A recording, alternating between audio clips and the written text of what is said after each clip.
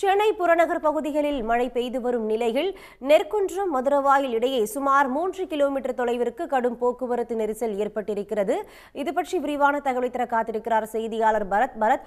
போக்குவரத்து நெரிசலை சீர் செய்ய போக்குவரத்து காவலர்கள் என்ன நடவடிக்கையை மேற்கொண்டு வராங்க? விவரங்கள் என்ன?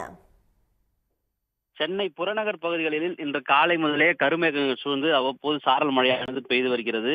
இந்த நிலையில் இந்த பூந்தமல்லி நெடுஞ்சாலையில் போக்குவரத்து நெரிசல் ஏற்பட்டிருக்கிறது. குறிப்பாக இந்த மதுரவாயில் நெற்குன்றம் இடையே சுமார் 3 கிலோமீட்டருக்கு இந்த போக்குவரத்து நெரிசலானது ஏற்பட்டிருக்கிறது.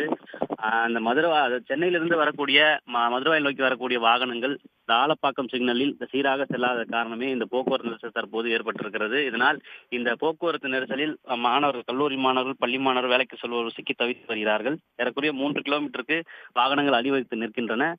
உடனடியாக போக்குவரத்து காவலர்கள் அங்கு சென்று அந்த ஆலப்பாக்கம் சந்திப்பில் போக்குவரத்து வாகனங்கள் சீராக செல்ல வழிவகை செய்ய வேண்டும் என்று கோரிக்கை வைத்திருக்கிறார்கள்.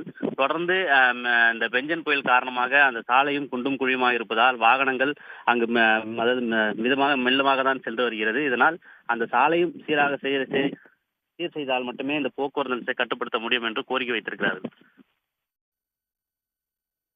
பரத், தற்போதைய விவரங்களுக்கு நன்றி.